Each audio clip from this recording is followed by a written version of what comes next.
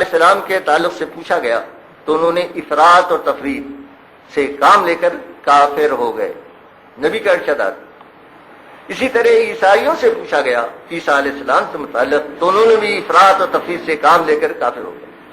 اسی طرح میرے متعلق بھی تمہارے تک ایسی باتیں آئیں گی، وہ باتوں کو قرآن پر جانچو، اس کے مطابق ہے تو سمجھو میں نہیں کہا، اگر اس کے خلاف ہے تو سمجھو جھوٹ ہے۔ یہ ارشادات اللہ کے رسول کے اور اللہ کا یہ قانون۔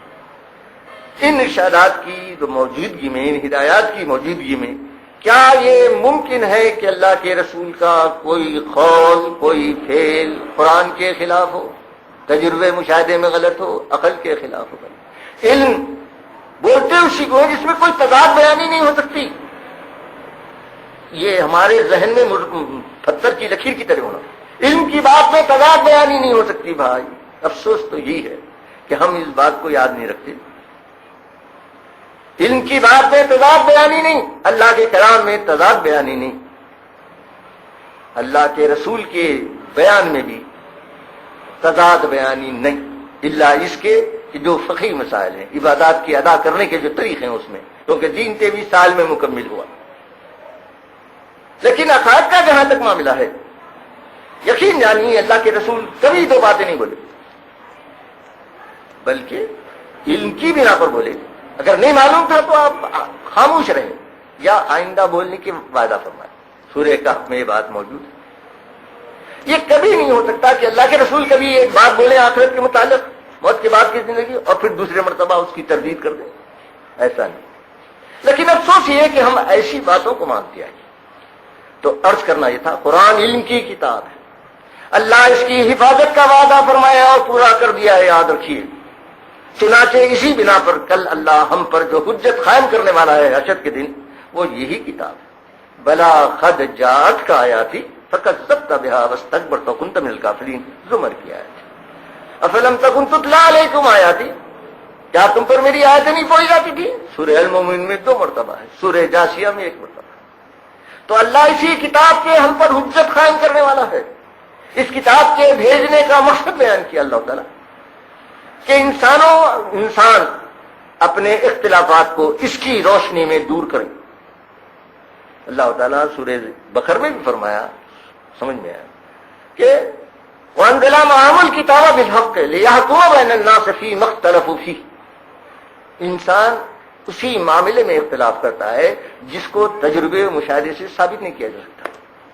مگر بڑے افسوس کے ساتھ یہ عرض کرتا ہوں کہ جو چیز ہم تجربے مشاہدے سے ثابت مشاہدے میں ہے، اس کے متعلق تک ہم تضاد بیانی میں مبتلا ہیں۔ تجربہ مشاہدہ نظر لکھنی کا عقیدہ مسلمانوں کا ہے۔ تجربہ مشاہدہ آپ کا کیا ہے؟ نظر نہیں لگتی، نظر جو دیکھتا ہے اس میں خرابی پیدا ہوتی ہے۔ یہ پروردگار کی بات بھی ہے اور میرا اور آپ کا تجربہ بھی ہے۔ اگر آپ کے سامنے نیبو کاٹا جائے تو آپ کے منہ میں پانی آتا، نیبو میں کوئی خرابی پیدا نہیں ہوتی۔ جو ہر سال دنیا میں ایک حسینہ منتخب ہوتی ہے جس کو کروڑوں انسان دیکھتے ہیں، اس کی وضاحت کی ضرورت نہیں، کس نیت سے دیکھتے ہیں، لیکن یہ سوچئے اس حسینہ کو نہ چھینک آئی نہ بیمار پڑیں گے، مگر اس کے باوجود ہمارا عقیدہ ہے کہ نظر لگتی۔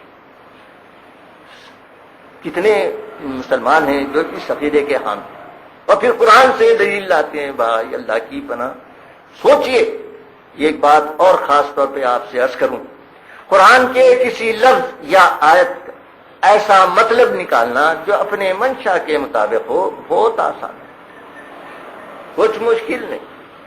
لیکن یاد رکھیے کہ ایسا نکالا ہوا مطلب اگر دوسری آیتوں سے ٹکرا رہا ہے تو سمجھیے وہ مطلب ہم جو نکالے ہیں غلط ہے، جھوٹ ہے۔ مگر افسوس تو یہی ہے کہ ہم اس بات کو ملحوظ نہیں رکھتے۔ ضروری ہے، یاد رکھیے، اللہ کی کتاب تضاد بیانی نہیں۔ تو پھر ایک آیت کا مطلب ایسے کیسے لیا جا سکتا ہے جیسے دوسری آیت سے ٹکرا جائے؟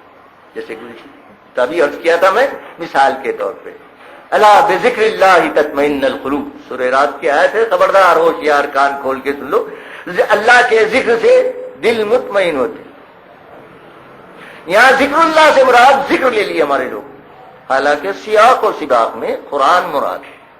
معجزے کے جواب میں فرمایا پروردگار جو واقعی ایمان والے ہیں، جن کو آخرت کی فکر ہے، وہ قرآن سنتے ہی مان لیں گے کہ واقعی اللہ کا کلام ہے اور محمد اللہ کے رسول ہے، ان کو کسی اور معجزے کی ضرورت نہیں۔ اسی بات کو سورہ عنکبوت میں فرمایا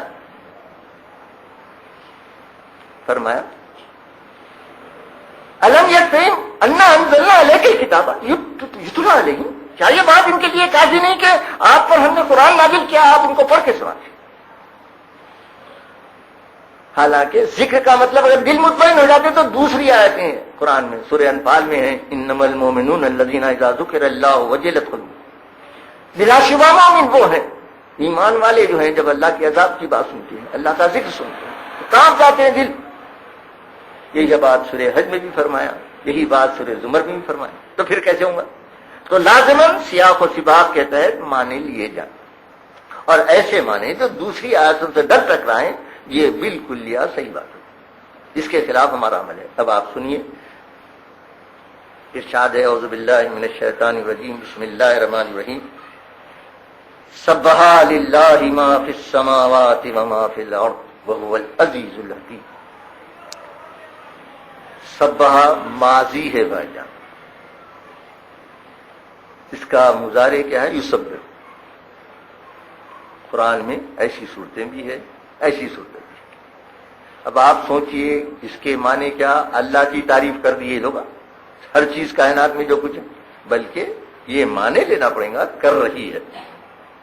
قرآن میں ماضی کے متعلق ماضی کا صیغہ مستقبل کے لیے استعمال اس لیے کیا پروردگار تاکہ آنے والا معاملہ انسانوں کے ذہن میں اس طرح یقین ہو جائے کہ وہ واقعی گزری ہوئی چیز جیسے یقین ہو جاتی ہے۔ ایک گزرا ہوا واقعہ جس طرح انسان کے دماغ میں بیٹھ جاتا ہے، ویسی مستقبل کی بات بٹھانے کے لیے پروردگار ماضی کا پاسٹ ٹینس استعمال کیا۔ سورہ نحل میں فرمایا اتا امر اللہ، اتا ماضی، اللہ کا حکم آیا، کہاں آیا؟ 1600 سال ہو گئے۔ اقترب الساعۃ، اقترب للناس حسابهم، قریب آ گیا، یعنی فوری ہو گیا انسانوں کے حساب کا، مگر کہاں؟ تو اس طرح عرض کرنا چاہیے لوگ عموماً اس تعلق سے ماضی کے صیغے کی بنا پر شق القمر کی بات لیتے ہیں، ثابت کرنے کے لیے یہی پورا زور لگا دیتے ہیں کہ ون شق القمر، چاند پھٹ گیا۔ اور کیجئے، سوچئے اللہ تعالیٰ جب ماضی کا صیغہ مستقبل کے لیے استعمال کیا ہے تو یہاں یہ کیوں لینا؟ جبکہ قرآن سے یہ بات قطعی ثابت ہے کہ نبی کریم صلی اللہ علیہ وسلم کو قرآن کے سوا کوئی معجزہ نہیں دیا گیا، مگر ہمارے اعتقادات ہیں، ہمارے پاس کتابوں کی کتابیں ہیں۔ تو عرض یہ کرتا، بات ادھر چلی، سبح للہ ما فی السماوات، یعنی کیا مطلب ہوا؟ کائنات کا ذرہ ذرہ پروردگار کی پاکی بیان کرو، اس کو ہر عیب اور نقص اور کمزوری سے پاک قرار دو، زبان سے بھی حال سے بھی۔ اب آپ سوچئے یہی بات اللہ تعالیٰ سورہ نور میں، سورہ بنی اسرائیل میں اور سورہ المومن میں فرمایا کائنات کا ذرہ ذرہ تسبیح کر رہا ہے پروردگار کی۔ یہ قرآن نبی پہ نازل ہوا ہے، پھر نبی کا کوئی ایسا ارشاد ہو سکتا ہے جو اللہ کی اس بات کے خلاف ہو؟ نہیں۔ مگر اس کے باوجود آپ سنے ہوں گے وہ خبر پہ عذاب کا معاملہ، 2 خبروں پہ عذاب ہو رہا فرماتے ہیں، کھجور کی ڈالی منگاتے ہیں، 2 ٹکڑے کر کے دونوں پہ لگا دیتے، فرماتے ہیں جب تک یہ ہری ہے تسبیح کریں گی اور عذاب کم ہوگا، جہاں تسبیح کی جاتی ہے وہاں عذاب کم ہو جاتا۔ غور کیجئے ہم اس کو لے کر کتنا اچھالتے، کبھی ہم نے غور کیا کہ اللہ کے رسول اللہ کی کتاب کے خلاف کیسا بول سکتے تھے؟ یہ میری بات نہیں ہے برادر، حضرت عائشہ رضی اللہ تعالی عنہا، عبداللہ ابن مسعود رضی اللہ تعالی عنہ، ان کے پاس معیار یہی تھا، اگر کوئی روایت ان کے سامنے بیان کی جاتی تو یہ حضرات قرآن کی آیت پڑھ کے بولتے کہ خاشا و کلا، اللہ کا رسول اللہ کی کتاب کے خلاف نہیں بول سکتا۔ مثال کے طور پہ سمع موتا کا معاملہ گزشتہ بھی عرض کیا تھا، پھر دوہرا دیتا ہوں، جنگ بدر میں جو کافر مارے گئے ان کو یہ کنویں میں ڈال دیا گیا، تیسرے دن نبی کریم صلی اللہ علیہ وسلم صحابہ کو لے کر اس کنویں پہ گئے. جانے کے بعد بولے اے فلاں ابن فلاں تمہیں معلوم ہو گیا ہوگا کہ میں جو کچھ کہتا تھا. آپ کے اس ارشاد پر حضرت عمر پوچھتے ہیں یا رسول اللہ یہ بے جان لاشیں ہیں کیا یہ آپ کی بات سنتے ہیں؟ جواب کیا ہونا تھا؟ ہاں سنتے ہیں. نہیں فرمایا بلکہ فرمایا تم ان سے زیادہ نہیں سنتے. یہ حدیث ختم. اس حدیث کے راوی حضرت عبداللہ ابن عمر ہے. آپ فرماتے ہیں کہ آپ یہ فرمانے کے بعد اس میں اضافہ یہ کرتے ہیں کہ وہ جواب نہیں دے سکتے. جب یہ حدیث حضرت عائشہ سنتی ہیں تو آپ فوری قرآن کی آیت پڑھتی ہیں انک لا تسمع الموتى وما انت بمسمع من فی القبور. اے پیغمبر تم مردوں کو نہیں سنا سکتے اور ان کو نہیں سنا سکتے جو خبر میں مشہور ہے. حاشا اللہ نے. پھر یہ ارشاد کا مطلب اس کا ارشاد کا مطلب یہ ہے کہ جو ساتھ ہیں ان کے لیے یہ معاملات غیب کا ہے. ایمان بالغیب کا ہے. اس ایمان بالغیب کو مستحکم کرنے کے لیے آپ نے یہ طریقہ اختیار کیا. جیسے ہم قبرستان سے گزرتے ہیں حکم ہوا السلام علیکم یا اہل قبور. اہل قبور تم پر سلامتی ہو. سلامتی ہمارے اختیار میں نہیں, اللہ کے پاس. اللہ سے دعا کریں کہ اللہ ان لوگوں پر اپنی سلامتی نازل کرے. ہم بولیں گے مردے سنتے ہیں تم کا مخاطب کا سزا ہے. یہ حجت ہے بھائی یاد رکھیے. اللہ کے قانون کے خلاف تو نہیں ہو سکتا نا. پھر کیسے ہم لے لیں گے کہ خالی مخاطب کا صیغہ ہے لہذا مردے سن لو. اللہ تعالیٰ اپنی بات کو کہ مردے نہیں سن سکتے, مردوں کو تم نہیں سنا سکتے, مردے نہیں سنتے, اپنی کتاب میں واضح طور پر ثابت کیا. سورہ یونس, سورہ نحل, سورہ احقاف. یہ حضرات انبیاء بزرگان دین جن کو پکارا جا رہا ہے, جن کی نظر و نیاز کی جا رہی ہے, جیسے ہم 12ویں کر رہے ہیں نبی کے لیے, سمجھ میں آیا, 11ویں کرتے ہیں لوگ رجب کنڈ. یہ حضرات حشر کے دن اللہ کو گواہ قرار دے کے بولیں گے کہ ہم تمہاری اس نظر و نیاز, تمہاری پکار سے بالکل بے خبر تھے. یہ اللہ کی کتاب سے ثابت. مگر اس کے باوجود عرض کر رہا میں یہ تھا, بات چلی ادھر کہ یہ طریقہ کہ کوئی حدیث کوئی بات ہمارے سامنے آئے تو قرآن پر اس کو جانچنا ضروری ہے. جبھی ہم یہ تصدیق کر سکتے ہیں یہ صحیح ہے. اس لحاظ سے ہر وہ حدیث جو قرآن کے مطابق ہو یا قرآن کی وضاحت کر سکتی. مثال کے طور پہ ان تجمعوا بین الاختین, اللہ کا حکم ہے 2 بہنوں کے ایک نکاح میں مت جمع کرو. اس کی وضاحت اللہ کے رسول فرماتے ہیں کہ خالہ اور بھانجی کو, پھپھو اور بھتیجی کو ایک نکاح میں نہ.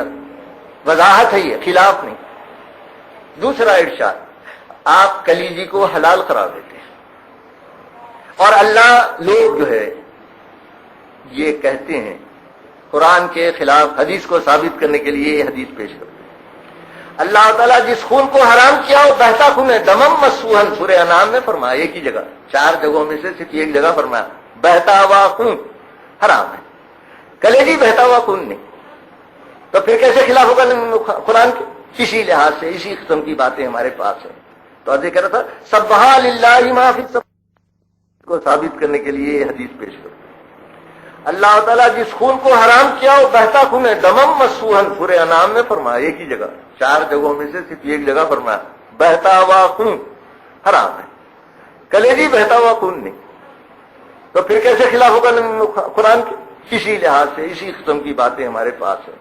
تو عرض کر رہا تھا سبحا للہ ما فی السماوات و ما فی الارض, کائنات کا ذرہ ذرہ